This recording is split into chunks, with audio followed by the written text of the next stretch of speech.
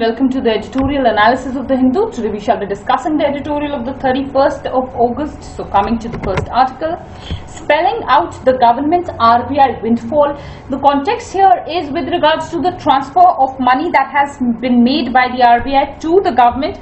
This is what is to the tune of rupees 1.76 lakh crore. This is historic because never has such a huge sum been transferred by the RBI to the government, and that is why this is relevant for us. I have discussed articles on this previously also, and I was not discussing articles on this for the past few days despite the fact that there were editorials, because I was looking for one editorial which would probably discuss this topic from a more simplified point of view, because that is how you have to write it in your answers. You cannot give a very complex analysis or complex arguments, because that is not what the UPSC is seeking from you. You will not be rewarded for that, and this article is somewhat close to that. It has brought about in a simplistic manner this entire issue, and that is why I have chosen it for discussion today. Now coming to the analysis, first and foremost you need to know about the two narratives that are going on. Basically, in the context of this particular transfer that has taken place, this transfer of 1.76 lakh crore of rupees, there are two narratives that are being running. The first narrative is that the RBI itself is what is working under the government, that the RBI is subordinate to the government. No doubt that RBI actually is subordinate, but this narrative is hinting at the independence of RBI which has been threatened. It is being discussed that probably it might have happened that the central government, which is so much in majority as of now, has bullied the RBI or has forced the RBI to make this huge amount of transfer, and this is something that can also be linked to the resignation of the former RBI governor, Mr. Urjit Patel, who had resigned from RBI citing some personal reasons. Since his resignation, it is being talked that the government might be interfering in the functioning and the independence of the RBI, and that might be one of the reasons because of which he might have resigned, and that is what is being linked to this transfer of some from the RBI to the government now. So that is the one narrative. The other narrative is that no, that is not the case, and the second issue is that probably this is what is in the interest of the country, both the central bank as well as the government. Now, even if the central bank is what is subordinate to the government, it is not something that is alienated to the government. If the central bank is going to fail or it is going to default, then this is what is a shame for the government itself. So how can one come to an analysis that the government has as such forced the RBI or it is working against the RBI? So that argument is being denied in the second narrative. It is being said that this huge amount of money is what was lying idle with the RBI, and the RBI then decided that this particular amount of money is what is going to be transferred this particular year, and this was what was decided in fact by the RBI as well as the central government, that this money will be put to some better use and will be used more productively. So that is one important analysis.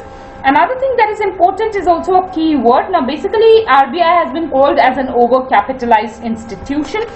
Amongst all the institutions in India, it is being argued that RBI is one of the most overcapitalized.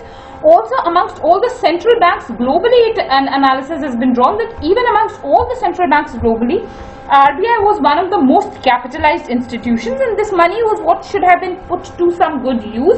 There were several figures in the context of these particular in the context of the amount that the RBI is holding, and in this particular context it was being argued that there were some rumors, some folklores that RBI has money in the tune of 4.5 lakh crore to 7 lakh crore. So it is being analyzed that RBI is an overcapitalized institution. So that is one analysis. Another important analysis is that unlike previous years, what has happened is that previously also RBI used to transfer money to the government. It is not that it is the first time that RBI has done it, but previously not only was this something that was very less, another thing is that it was what was decided by the RBI and the government amicably, and a transfer was what was made. This money was what was a part of the non-tax revenues of the government. These are some basics that you should know in economy. Now basically this year what is new is that a committee has been formed, and this was the Magellan Committee. I have discussed about this committee previously also in the articles. So an argument has been made that Mr. Magellan is himself a former governor of the RBI. Members of this committee are some of the biggest think tanks of this country. Several bureaucrats are involved in this, several other experts are involved in this particular committee. So arguing that this committee has given a wrong decision and this transfer of sum is what is not concrete or not based on rational grounds is what is something that is not valid, because a very legitimate committee has made these recommendations of transfer of money. So indeed this is what should be respected. So that is what has been discussed. Another important analysis that has been offered in this particular editorial is with regards to some of the funds of the RBI. Primarily here you should know that the RBI has several types of funds, and these are what are divided into different categories. For example, this is the part where it has been mentioned. You can also take a look in the editorial. Now basically, amongst the funds of the RBI, there are two distinct types of items that are there in these funds. The first are the contingency fund as well as the asset development fund. So this is one category of the funds that the RBI has, and these are the funds which have money or which have provisions made for some unforeseen contingencies, and amounts are what are set aside for investments in subsidiaries as well as internal capital expenditures respectively. So these are the functions of the contingency fund as well as the asset development fund. So these are two funds. Another type of funds that are there are the currency and gold revaluation account. So this is what is important. This is the other fund. The investment revaluation account as well as the foreign exchange forward contract valuation account. Now basically these are some details and you need not know so much, but what you should know that basically there are two categories. One is the contingency category and the other is with regards to that money which is the unrealized marked or market gains or losses. So those gains that are not marked, that are not specific, are what go to the RBI's credit, and then these are what are stored in a separate fund, and the other is with regards to the contingency, some emergency. So from both the contingency as well as these accounts of where the unrealized gains are what are stored, from both of these some transfers are what have been made to the government. This is the brief amount that you should know about these funds. Going too much into these details are not relevant for us. These are very technical aspects which you need not know, so at least the names are what you should know. So that's about this particular analysis. Another thing that has been discussed here is with regards to the requirement of this particular money to the government. There is no denial that there is an economic slowdown in the country. The banks in our country are suffering because of the NPS. Immediate recapitalizations of public sector banks is what is required, and this sum of money is what can help do that. Recapitalization of banks will ensure more funds being available for further loans, and this will help in the growth of the economy. It will help in the investment in the country. Another thing that is important is with regards to fiscal deficit.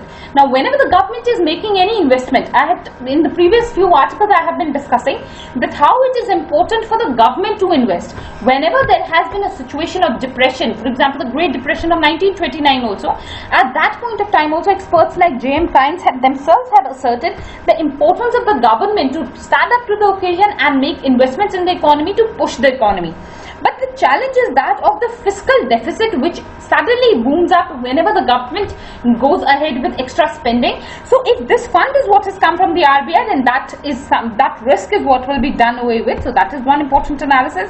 Another important analysis is with regards to the economic stimulus. There have been demands for requirement of an economic stimulus, and this one-time money that the RBI has given can serve as that. This is a huge amount, and it is being expected that this kind of an amount will not be given in future, because for long time RBI was not giving money very openly, or for that matter very comfortably. It is only after the Magellan Committee that the RBI some targets were set as to what should be the window period, or what should be the amount of money that the RBI should maintain within itself. A range of was what was set up by the RBI itself. So in that particular context, this is what is believed to be a one-time high money, and this is what the government should use effectively for giving a stimulus to the economy.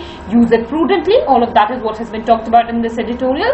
Indeed, this is an important development for economy. This will be very relevant. Even if a direct question doesn't come, you will have to talk about the RBI transfer to the government. Economic slowdown is something that is a problem of this particular time, and you must talk about this whenever you have an opportunity. So the relevance is for general studies paper 3. So that is where you have to use this particular article. Coming to the next article, Big Bang Theory. Now basically, Big Bang Theory. Now the context here is with regards to the mergers of banks. Rather, this is not only a merger of banks, this is what is a mega bank merger, as the editorial is putting it. It is one of the rare occasions in the history of banking sector that number of banks have now been further merged up, and there will be only 12 public sector banks now. So this is the backdrop or the context of this particular article. So coming to the analysis, as I've just mentioned, this is what is historic. It is historic because this is one of the most significant mergers that has taken place in the 5-decade history of the banking sector, primarily after the nationalization of banks. This is probably one of the most important decisions that the government has taken, and that is why it is being called historic. This is in line with the goal that the government wants to reach. What is the goal? The goal is that of a $5 trillion economy. I have told you this is the staple statement. You have to use this particular statement wherever it is possible in the paper. $5 trillion economy by the year 2025 is the goal of the government, and to reach this, it is important that the banks are in a good health, and that is why the mergers have taken place now. Another important analysis is with regards to the synergies. Now basically for all of these banks to be merged, there should be some synergies between these banks, and what these synergies should be. Basically the government has focused on the geographical synergy.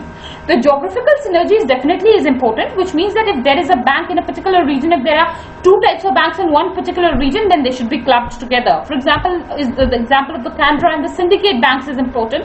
Both of these banks are southern banks, and they have a number of branches in southern states like Karnataka and Tamil Nadu.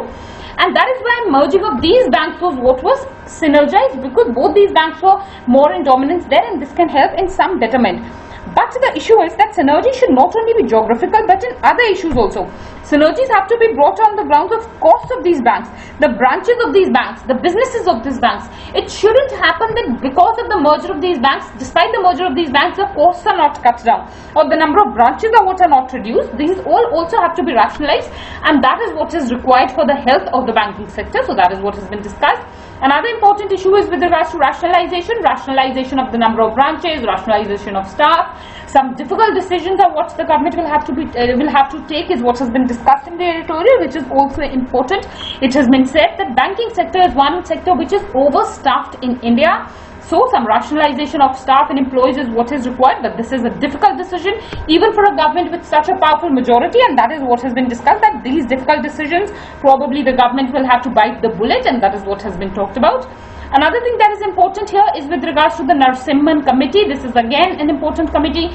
This committee had recommended for the nationalization of banks the merger of banks in the year 1990 itself. Despite its recommendation coming in the year 1990, a lot was not what was done by the government, by the subsequent governments, and it is now that finally the decision of mergers has taken place.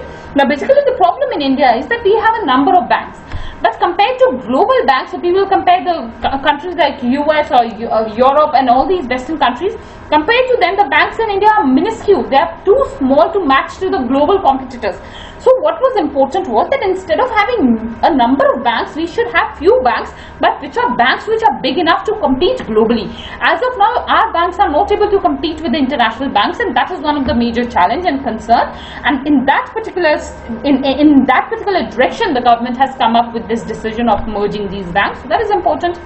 Another important analysis is with regards to key reforms. Now definitely merger of banks is a key reform, but some other key reforms are required. Simply merging of banks will not solve the problem. The problem is that of governance in these banks. Another thing that is a problem here is with regards to the appointments that are taking place at the higher posts in these banks, where at the board level often appointees are political appointees, and because of that what happens is that there is lack of expertise in banking sector, which is impacting the public sector banks and their functioning. So some changes in the context of governance, functioning, appointments, all of that is what is also required so that our banks can become competitive vis-a-vis the global banks. So that is what is the entire analysis here. An important development in the economy part. So that is again where you have to use it in General Studies paper 3. That is where the article is relevant, and that is where a question can be expected, so you have to use it there. So that's about our discussion today. These were the only two relevant articles. I have also seen another article which is on liberalization. Many might also find it important, but in my personal opinion, that is an article which is very, very specific to the speech of a president of Russia, that is Mr. Vladimir Putin. But I personally feel that these kind of technical questions are what UPSC will not delve into. Liberalization definitely is an important concept, and it can come as a question, but that article article was not something that I personally found was very relevant. So if we will have definitely other opportunities to discuss about liberalization in a more simplistic manner, and that is where I will take up those kind of articles. So that was one article that I wanted to talk about. So that's about our discussion today. Thank you all for watching the video.